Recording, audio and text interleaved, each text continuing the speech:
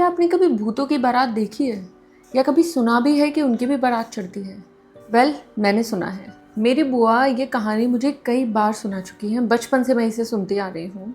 और इंटरेस्टिंग बात ये है कि ये एक्चुअल में मेरे ताऊ जी के साथ हुई थी। उन्होंने सच में भूतों की बारात देखी थी। तो मुझे तो ये कहानी काफ़ी इंटरेस्टिंग लगती थी और मैं जब भी वहाँ जाती थी तो उनसे ही सुनती थी। और मैंने सोचा क्यों ना आप लोगों के साथ इसको शेयर करूं, हो सकता है आपको भी उतनी इंटरेस्टिंग लगे जितनी मुझे लगी। तो बात तब की है जब मेरे ताऊ जी टीनेजर थे। ये 40 साल से भी पहले की बात होगी। यूपी में ही बड़ा छोटा सा मेरा गांव है जहाँ पे मेरा जन्म हुआ था और ये बात वहीं की है। इतने साल पहले तो लाइट का भी बड़ा प्रॉब्लम रहता था गाँव में, कि बहुत लंबे लंबे टाइम के बाद लाइट आती थी 1 या 2 घंटे के लिए। और खेत में भी काफ़ी काम होता था।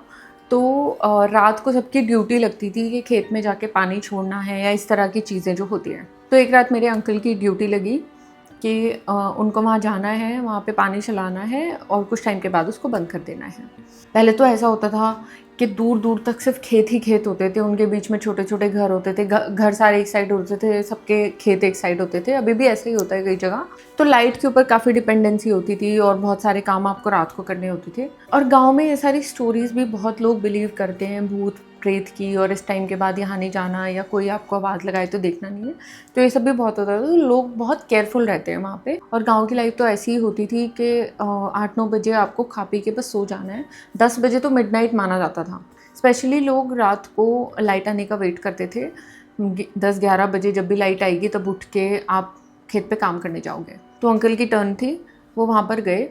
वो जिस काम के लिए गए थे वो उन्होंने स्टार्ट कर दिया। वो अपना बैठ के वेट कर रहे हैं कि ख़त्म हो उसके बाद मैं जाऊँ। अब उनको क्या फ़ील होता है कि दूर से उनको ढोल की और शहनाई की आवाज़ आने लगती है। तो उनको लगता है कि अच्छा कोई शादी होगी शायद। फिर वो सोच रहे हैं कि गांव में तो किसी की शादी होती है तो सबको पता होता है किसके यहाँ शादी है। दूसरा, शादी इतना लेट गांव में तो कोई करता नहीं, इतनी लेट किसकी शादी हो रही है।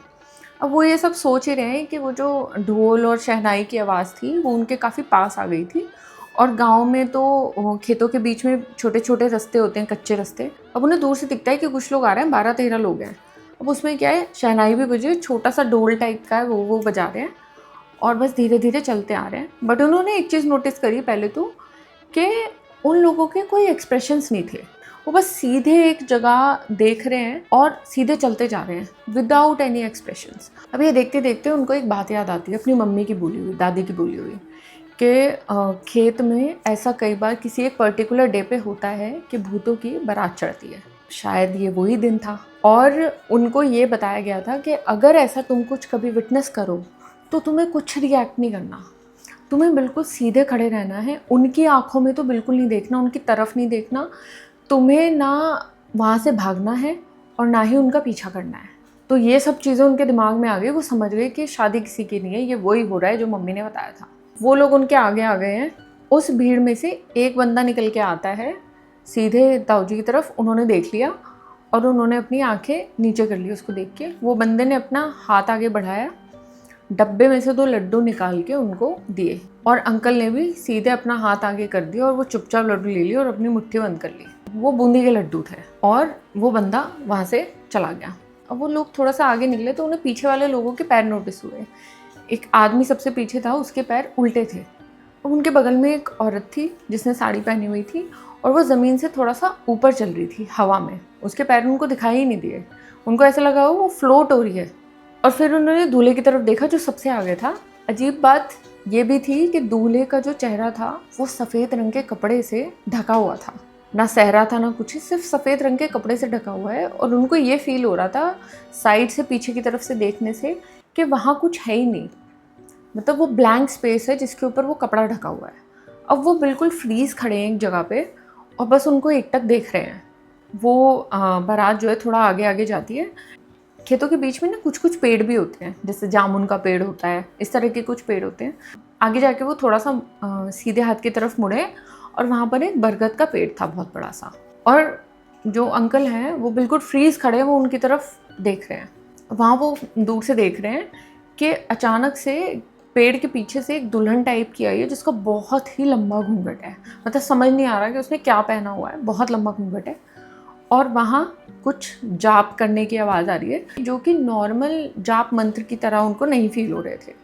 वो संस्कृत के जैसे शादी या किसी पूजा में मंत्र जाप होता है वैसे नहीं थे, कुछ अजीब से उनको फील हुए कि ये मतलब टोन कुछ भी उनको समझ में नहीं आ रहा था, बड़ा अजीब सा उनको लग रहा था। उसके बाद धीरे धीरे लोग पेड़ के पीछे की तरफ जाने लगे, मतलब पेड़ के पीछे उनको छुपते हुए दिखने लगे और वो वहीं से ऐसा लग रहा था जैसे पेड़ के अंदर घुस जा रहे हैं और वहाँ एक एक करके लोग उनके सामने डिसअपेयर होने लगे।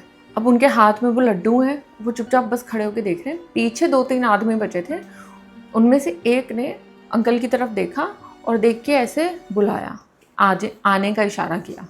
ये देख के वो और ज़्यादा डरे और तब जाके वो ऐसा लगा कि जैसे पहले जम गए थे और अब भाग सकते हैं, और वो फटाफट भागे वहाँ से, जितनी तेज़ हो सकता, जिस डायरेक्शन में हो सकता वो भागे और बस भागते ही रहे खेतों के अंदर अंदर। और जाके वो एक खेत में मतलब थक गए और एक खेत में एक ऊंची सी गठिया टाइप की पुलिया टाइप की बंधी हुई थी, किसी ने अपनी फसल काट के रखी होगी, तो उसके ऊपर जाके थोड़ा वो बैठे, फिर उसके बाद लेट गए सस्ताने के लिए। वो इतना ज़्यादा थक गए थे और वो घबराए हुए भी थे। और फिर उन्हें याद है कि वो सीधे सुबह उठे हैं 4-4:30 बजे, तब थोड़ा सा दिन निकला। और जैसे वो उठे उनको फील हुआ कि यार शायद मैंने कोई सपना देखा है, मैं रात को यहाँ आया हूँ और मेरी आँख लग गई और मैंने कोई सपना वपना देखा, लेकिन मैं आँख कहाँ लगी है मेरी, मैं किसके खेत में हूँ। और फिर वो देखते हैं कि उनके हाथ में अभी भी कुछ है, मुट्ठी बंद है उनकी। और जब उन्होंने वो मुट्ठी खोली तो उसके अंदर गीली मिट्टी के 2 गोले थे लड्डू की तरह। तो उनको फिर ये लगा कि उन्होंने ये सच में ही देखा है और ये रात को जो लड्डू समझ के मैंने लिए थे ये एक्चुअल में मिट्टी के गोले हैं जो किसी ने मुझे हाथ में दिए हैं। और वो बारात उन्होंने एक्चुअल में देखी थी जैसे कि उनकी मम्मी ने कहा था। उसके बाद वो घर गए, उनकी मम्मी ने उनको सुबह देखा कि वो नहीं है, उनको देखने वो खेत पे जाने ही वाली थी कि वो घर पहुंच गए। और उन्होंने जाके अपनी मम्मी को ये सब कुछ बताया और बस वो तो यही शुक्र मना रहे थे कि ये उनके पीछे नहीं गए और उनसे नज़रें नहीं मिलाई या इन्होंने बिल्कुल नॉर्मल रिएक्ट किया तो वो बच गए, वरना उनके साथ मतलब कुछ भी हो सकता था, ऐसा सबका मानना था। तो ये थी एक रियल हॉरर स्टोरी जो कि मैं बचपन से सुनती भी आई थी और आज आप लोगों के साथ भी मैंने शेयर की। और ये इकलौती स्टोरी नहीं है, ऐसी बचपन में मैंने 3 से 4 स्टोरी सुनी है जो कि फैमिली मेम्बर्स के साथ ही हुई थी, उन्होंने खुद एक्सपीरियंस किया है।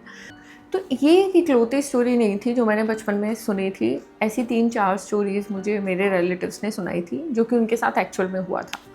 तो अगर आपको ये स्टोरी अच्छी लगी तो कमेंट सेक्शन में ज़रूर बताना, और अगर आप ऐसी और स्टोरी सुनना चाहते हो जो मैंने सुनी है तो वो भी बताना, मैं फिर उनकी भी डिटेल्स लाऊंगी और आपके साथ शेयर करूँगी। और अगर आपको मेरी वीडियोस, मेरी स्टोरीज़, मेरा नरेशन अच्छा लगता है तो शो सम लव, सब्सक्राइब करो, लाइक करो, अपने दोस्तों के साथ शेयर करो।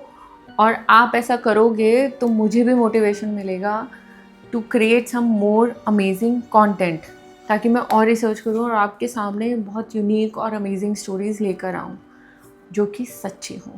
और अगर आपके साथ कोई एक्सपीरियंस हुआ है या आपके जानने वालों के साथ तो डू लेट मी नो, मैं उसको अपने चैनल पर लोगों के साथ शेयर ज़रूर करूँगी।